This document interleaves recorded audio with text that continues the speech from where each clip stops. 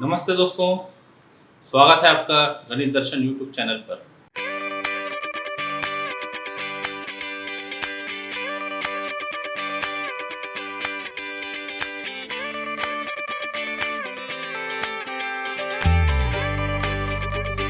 Polar form and exponential form of a complex number. अभी जो polar word है, ये पोलर वर्ड तो हमारे लिए इंट्रोड्यूस हो चुका है। आर और थीटा, एक्स और वाई कार्टेशियन कोऑर्डिनेट थे, आर और थीटा पोलर कोऑर्डिनेट्स थे। फिर से वही फिगर की जरूरत पड़ेगी, उसको ड्रॉ करते हैं। X axis, Y axis, complex number जब आ जाएगा तो ये अर्गोन प्लेन बन जाएगा। यहां पर एक पॉइंट ले लिया P x, y, तो ये पॉइंट को ओरिजिन से यदि ज्वाइन किए तो ये हो गया r, distance of P from origin, और P से परपेंडिकुलर ड्रॉ करते थे m, तो डिस्टेंस OM हो गया x और डिस्टेंस PM हो गया y। ये angle OP makes an angle theta with x axis. तो from figure we can right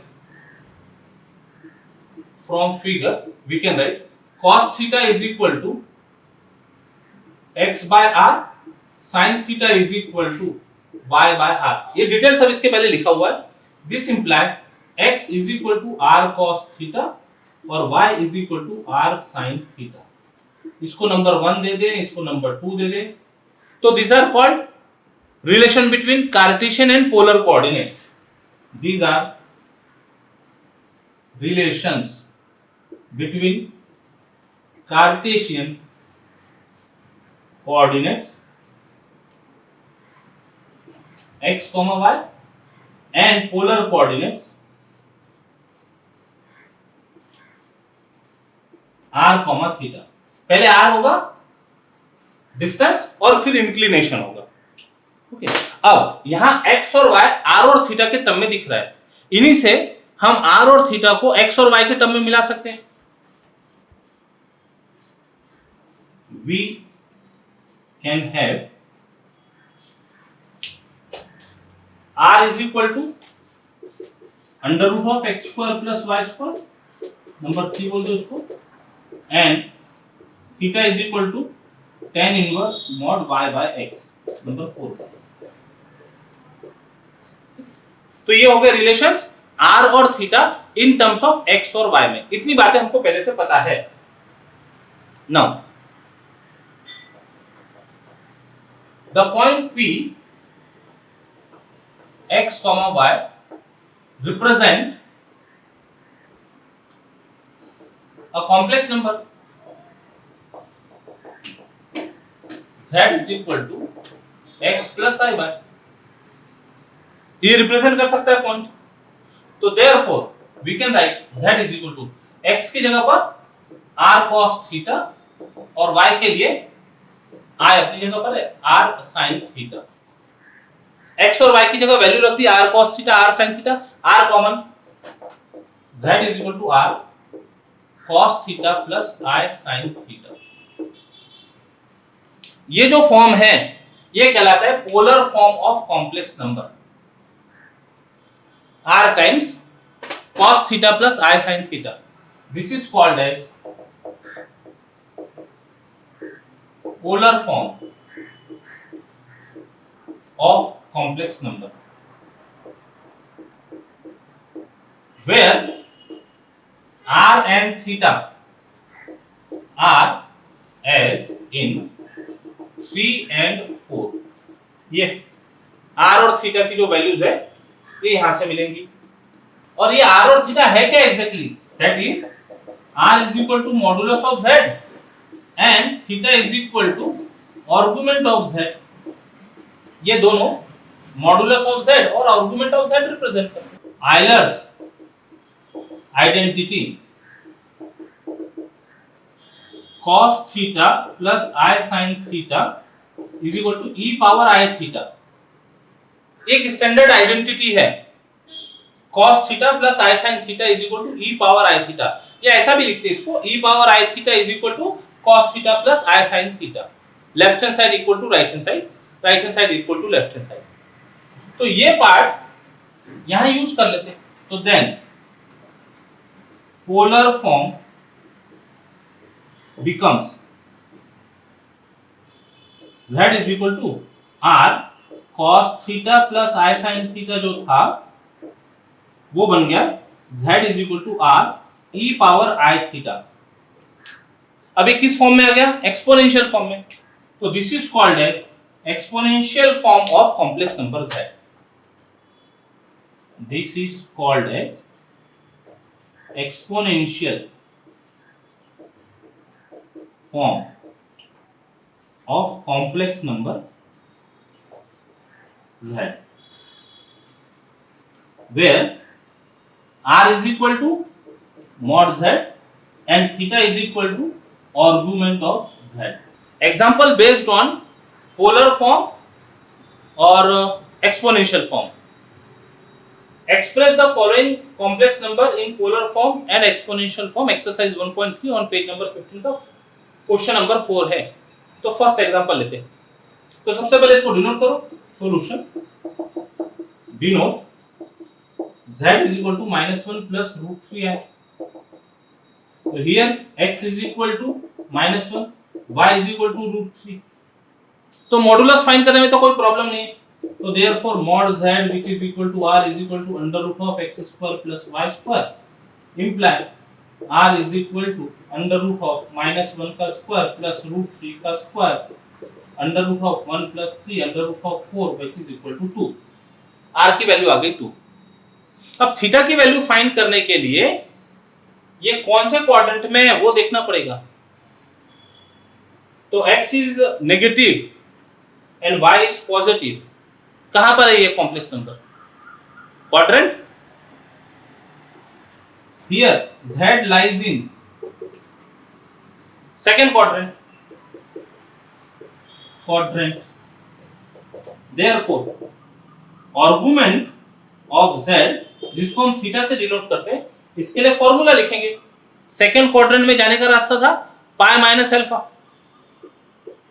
where alpha is equal to tan inverse mod y by x। Value रख दो यहां पर। This is equal to tan inverse y is √3 और x is -1।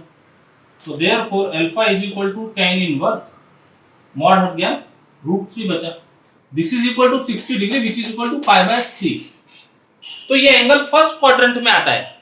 ये जब हम alpha find करते हैं ये फर्स्ट क्वाड्रेंट का एंगल होता है। ये फॉर्मूले में रखने के बाद हमारा कॉम्प्लेक्स नंबर जिस किसी भी क्वाड्रेंट में होगा वहां का एंगल मिलता है। तो therefore theta is equal to pi minus alpha pi minus pi by 3। Solve करो एलसीएम 3 पाई माइनस पाई तो 2 पाई। तो thus r is equal to 2। what is r? modulus z is equal to r is equal to 2 and argument of z which is equal to theta is equal to 2 pi by 3। ये हमने पहले find करके रख दिया। Now polar form of z is z ये था हमारा z is equal to -1 plus √3i is equal to r cos theta plus i sin theta। ये r और थीटा हमने इसके लिए फाइंड किया है, ये कॉम्प्लेक्स नंबर के लिए। तो रख दो यहां पर imply z is equal to r की वैल्यू 2 cos ऑफ रेडियन में रहने देना angle 2 pi by 3 plus I sin 2 pi by 3। Answer ये हो गया polar form. And exponential form is exponential form of z is z is equal to complex number यही है -1 plus √3i। अब exponential form में लिखते समय r e power i theta put करो value z is equal to r 2 e power I 2 pi by 3। Answer. Second example complex number given is -i। इसको express करना है पोलर फॉर्म और exponential form में। तो denote z is equal to -i। Real part is 0, imaginary part is -1। अब यहां पर दिखने से ये प्योरली इमेजिनरी नंबर दिख रहा है। तो प्योरली इमेजिनरी नंबर होने की वजह से जब इसकी लोकेशन पता करना होगा तो लोकेशन पता करते समय ये purely imaginary number imaginary axis पर लाया होगा। ये जो दोनों एक्सिस है, रियल एक्सिस और इमेजिनरी एक्सिस, ये चार कंपार्टमेंट तैयार कर रहे हैं। यदि केवल रियल नंबर हो तो वो रियल एक्सिस पर लाई करेगा, प्योरली इमेजिनरी नंबर हो इमेजिनरी एक्सिस पर लाई करेगा। तो मॉडुलस तो फाइंड हो जाएगा, मॉडुलस का कोई प्रॉब्लम नहीं, आर की वैल्यू आ गई 1। अब आर्गुमेंट फाइंड करने के लिए लोकेशन देखना जरूरी है। तो लोकेशन कहाँ है इसकी? Lies on imaginary axis below origin. तो बिलो ओरिजिन में एंगल क्या होगा? तो यदि आप पॉजिटिव सेंस में लेते हैं, एंटी क्लॉकवाइज डायरेक्शन में लेते हैं तो 270 डिग्री, और यदि क्लॉकवाइज डायरेक्शन से लेते हैं तो 90 डिग्री विथ माइनस साइन। तो हम पॉजिटिव एंगल सपोज करते हैं, और ये डायरेक्ट मिल गया क्योंकि एक्सिस का एंगल है, एक्सिस का एंगल डायरेक्ट लिखा जा सकेगा। तो therefore argument of z that is theta is 270 degree. Radian में लिख लेते 3 पाई बाय 2। तो मॉडुलस आ गया है, आर्गुमेंट आ गया है, पोलर फॉर्म में पुट करना r की वैल्यू 1, थीटा की value 3 pi by 2। Exponential form r times e power i theta, r की वैल्यू 1, थीटा की वैल्यू 3 पाई बाय 2। तो बेसिकली सारे प्रॉब्लम में हमको r और थीटा ही फाइंड करना है और उनको इन फॉर्म में पुट करना है वैल्यूज को। 6th एग्जांपल, तो डिनोट गिवन कॉम्प्लेक्स नंबर है z। अब इसको z लेने के बाद डिनोमिनेटर में i दिख रहा है तो पहले उसको रिमूव करना पड़ेगा। तो इसका स्क्वायर पहले तो कर लेते, that is 1 + 7i upon a minus b का होल स्क्वायर, a का square minus 2 times ab plus b का square which is equal to 1 + 7i upon 4 - 4i, i का i स्क्वायर इज -1। तो ये हो गया 1 + 7i अपॉन 4 - 1 3 - 4i। स्क्वायर करने के बाद ये आ गया। अब स्क्वायर करने के बाद ये कॉम्प्लेक्स नंबर आया, अब इसको रैशनलाइज कर दो। तो इसको रैशनलाइज कर लेते हैं। This is equal to 1 + 7i upon 3 - 4i into 3 + 4i upon 3 + 4i। तो this implies z is equal to, ऊपर दो कॉम्प्लेक्स नंबर का मल्टीप्लिकेशन मल्टीप्लाई करते हैं, 1 3 जा 1 4 जा 7 3 जा 7 4 जा r square upon a minus b into a plus b के फॉर्म में a square minus b square 3 square minus 4i का square it is equal to 3 4i plus 21i तो 25i, i स्क्वायर इज -1 तो -28 upon 3 का square 9, i square is minus के कारण plus 16। तो that is equal to -25 plus 25i upon 25 से divide कर दो। तो therefore z is equal to -1 plus 1i। मतलब ये जो कॉम्प्लेक्स नंबर है, ये कॉम्प्लेक्स नंबर रिड्यूस हो गया -1 प्लस i के फॉर्म में।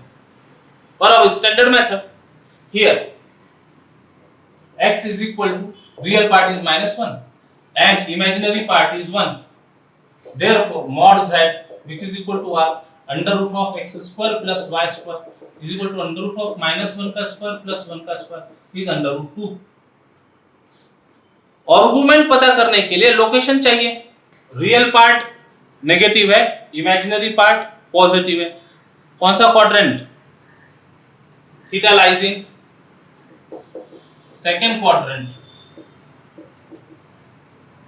तो therefore argument of z which is equal to theta is pi minus alpha, where alpha is equal to tan inverse mod y by x। रखो value tan inverse mod 1 by -1 tan inverse 1 imply alpha is equal to pi by 4। pi by 4 का tan 1 होता है तो tan inverse 1 is equal to 45 degree, that is pi by 4। so therefore argument of z which is theta is equal to pi minus pi by 4, LCM लेके 3 pi by 4, thus r is equal to mod z is equal to root 2 and theta is equal to argument of z is equal to 3 pi by 4. So now polar form is z is equal to किसका, इसी के लिए काम कर रहे थे हम, ये रिड्यूस होके इतना आ गया, तो is equal to r cos theta plus i sin theta in bracket is equal to, रख दो value, √2 cos of 3 pi by 4 plus i sin 3 pi by 4 and exponential form is z is equal to r e power i theta, value रखो, r is √2 e power i theta की जगह 3 pi by 4, ये सब power में है, i 3 pi by 4 power में, तो ये एक आंसर हो गया एक्सपोनेंशियल पोलर फॉर्म और ये एक्सपोनेंशियल फॉर्म। तो अब कितनी चीजें हो गई, प्लेन में एक point p x, y is equivalent to complex number z is equal to x plus i y and it is equal to polar form r cos theta plus i sin theta which is also equal to exponential form। तो ये चार चीज अब correspondence में आ गई, इनका एक meaning हो गया चार चीजों का। तो यहां लॉ ऑफ इंडाइसेस बहुत काम करेंगे, जब प्रॉब्लम सॉल्व करेंगे आगे तो समझ आएगा। और नाम कैसे दिए हैं वो नाम से समझ में आता है, इसमें एक्सपोनेंशियल दिख रहा है, x पावर n, ये पावर फंक्शन, ये बेस कुछ कांस्टेंट है और ऊपर नंबर है, एक्सपोनेंशियल फंक्शन कहलाता है ये। ये सब डिटेल होगा जब आप सेट्स फंक्शंस पढ़ेंगे ना, तो ये सारी चीजें आएगी, वहां पर सब चीजें कवर होगी, ये डिटेल में कवर होगी। अभी पावर में दिख रहा है एक्सपोनेंशियल फंक्शन कहलाया, पोलर कोऑर्डिनेट में दिख रहा है तो पोलर फॉर्म कहलाया। आगे चलकर ये दोनों एक ही हो जाते हैं, एक ही कहते हैं उनको, पोलर फॉर्म कहो एक्सपोनेंशियल, ये इसको भी पोलर फॉर्म कहा जाता है आगे चल हायर क्लासेस में। अभी आपकी बुक में इसको एक्सपोनेंशियल फॉर्म बोला है, इसलिए एक्सपोनेंशियल फॉर्म समझना, हमने टाइटल देते समय दोनों एक साथ दे दिया, इसीलिए polar form and exponential form. This is exponential form, this is polar form. Polar form और एक्सपोनेंशियल फॉर्म के रिमेनिंग एग्जांपल्स सॉल्व कीजिएगा, आगे हम कंटिन्यू करेंगे। Till then take care, bye bye, जय गणित।